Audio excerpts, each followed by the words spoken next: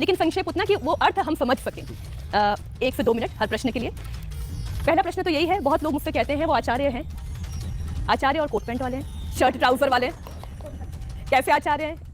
टीका नहीं, तिलक नहीं, भगवा वस्त्र नहीं और आचार्य हैं। ज्ञान कालातीत होता है, सत्य कालातीत होता है, वस्त्र थोड़े ही कालातीत होता है। और जो वस्त्र को ही कालातीत मान रहे हैं, फिर उनके पास कालातीत सत्य नहीं है, इसीलिए उन्हें वस्त्र पर टिकना पड़ रहा है। भाई जब 12वीं शताब्दी थी तो उस समय 12वीं शताब्दी के हिसाब से लोगों ने कपड़े पहन लिए, उस समय वही चलते थे। आप और पीछे जाएंगे 12वीं शताब्दी से दूसरी शताब्दी पहुंच जाइए तो आप पाएंगे कि परिधान बिल्कुल बदल गए हैं। नहीं तो आपको जो ये परिधान पहनते हैं उनके परिधान पहनने से आपत्ति है कोई? वो कुछ भी पहने, मैं ये जानता हूं कि ये काम कपड़ों का नहीं है, ये काम कपड़ों का नहीं है। कपड़े बिल्कुल बाहरी बात होते हैं। कपड़ों को देख करके किसी को ज्ञानी या सम्माननीय माना तो इसका अर्थ यह है कि आप ज्ञान की परख जानते ही नहीं हो, तो इसीलिए आपको कपड़े दिखा करके फंसाया जा सकता है। देखिए मेरे लिए बहुत आसान होता कि मैं भी वैसे ही कपड़े पहन लेता। ये कपड़े पहन करके मैं एक संदेश देना चाहता हूं कि ज्ञान कपड़ों पर आश्रित नहीं होता, तो कपड़ेबाजी से बाज आओ। अगला प्रश्न, क्या आचार्य प्रशांत को कर्मकांड से नफरत है? नहीं, पर जैसा अभी हमने कहा कि कर्म का स्रोत, कर्म का उद्गम ज्ञान होना चाहिए। अगर आप कुछ कर रहे हैं धार्मिक कह करके और आप जानते ही नहीं कि आप वो क्यों कर रहे हैं, तो इससे बस आपके समय की हानि होगी और आपका दुख और गहरा होगा। नाम जप से फायदा होता है? देखिए पता होना चाहिए कि आप कर क्या रहे हैं। नाम वो सही है जिसके साथ कोई छवि ना जुड़ी हो, क्योंकि छवियां तो मन का बोझ होती ही हैं। मन में लगातार क्या घूम रहा है, मन का विषय क्या है, मन की सामग्री क्या है, यही दुनिया भर की चीजें जो हमने यहाँ पर इकट्ठा कर रखी हैं। तो नाम हमें वो चाहिए जो हमें अनाम की ओर ले जाए। नाम बहुत अच्छा हो सकता है। मैं भी, ये लोग कहते हैं कि आप सो के उठे हो, आपको पता भी नहीं है, आप बोल रहे हैं हे राम। कई बार मैं ऐसे ही कुछ भी बहुत साधारण सी कोई बात हो सकती है और मेरे मुंह से हे राम निकल जाता है।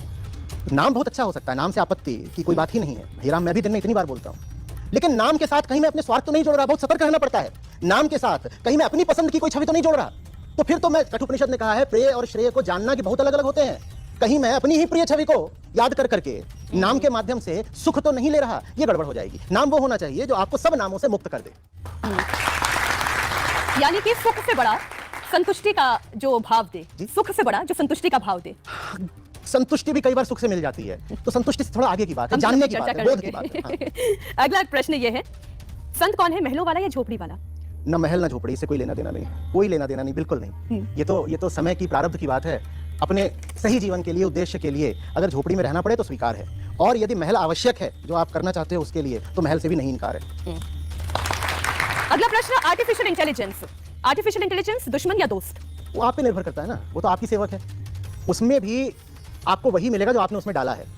उसके पास अपना दिमाग तो है नहीं, डेटा तो आप डालते हो ना। आपने जो डेटा फीड कर रखा है उसको, अगर उसमें ही बायस है तो वो जो आउटपुट देगी उसमें भी बायस होगा, और ये बहुत खतरनाक बात है। इसीलिए आर्टिफिशियल इंटेलिजेंस आगे सुपर इंटेलिजेंस बनने वाली है। माने वो खुद अपना एल्गोरिथम लिखना शुरू कर देगी और वो क्या लिख रही है आपको भी नहीं पता होगा। आप जान भी नहीं पाओगे कि वो किन आधारों पर काम कर रही है, लेकिन उसका जो बीज है वो वही डेटा होगा जो आपने आज उसको फीड करा है। तो हमारे लिए बहुत आवश्यक है कि जो हमारी जिंदगी है, जो डेटा बनती है, हमारी जिंदगी तो डेटा बनती है ना, हमारी जिंदगी सही हो, नहीं तो आर्टिफिशियल इंटेलिजेंस बिल्कुल हमारे ऊपर वैसी ही हो जाएगी जैसे बंदर के ऊपर मदारी। आज हम कहते हैं ना कि बंदर है और इंसान उसको नचा रहा है, एक दिन वो बंदर इंसान होगा और वो जो मदारी है वो आर्टिफिशियल इंटेलिजेंस होगी। शाकाहार या मांसाहार? देखिए अगर थोड़ा भी आप दुख मुक्त होना चाहते हैं तो आप ये कैसे कर पाओगे कि किसी दूसरे को दुख दे रहे हो? जब दुख से मुक्ति ही जीवन का उद्देश्य है, तो आप कैसे दूसरे को दुख दे करके स्वयं दुख से मुक्त हो जाओगे? जानना तो पड़ेगा ना कि मेरा और उसका होना एक है। उसको अगर दुख मिल रहा है तो उसको दुख दे करके मैं तो आनंदित नहीं हो सकता। मांसाहारी।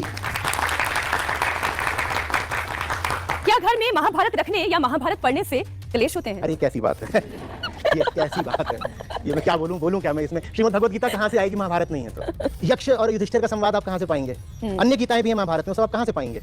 अगर महाभारत नहीं है तो ये सब, इसको मैं लोकधर्म कहता हूँ, सच्चे धर्म का विकृत रूप। असली बात कुछ और है और जनता में कुछ और प्रचलित हो गई है, इसको मैं लोकधर्म कहता हूँ। अध्यात्म का अर्थ सांसारिक अकर्मण्यता तो नहीं? अरे भाई, अध्यात्म का आदमी तो दुनिया में रोके नहीं रुकेगा अगर उसको दिख गया कि कुछ करना वास्तव में जरूरी है। अर्जुन रोके नहीं रुके थे, एक बार भगवद गीता मिल गई उनको तो। अकर्मण्यता कहाँ से? घोर कर्म, परिणाम की परवाह करे बिना कर्म। हम जिएंगे कि मरेंगे कि हमारा क्या होगा, इसकी चिंता करे बिना कर्म होगा, अगर वो कर्म आत्मज्ञान से आ रहा है तो। अद्भुत, अद्भुत।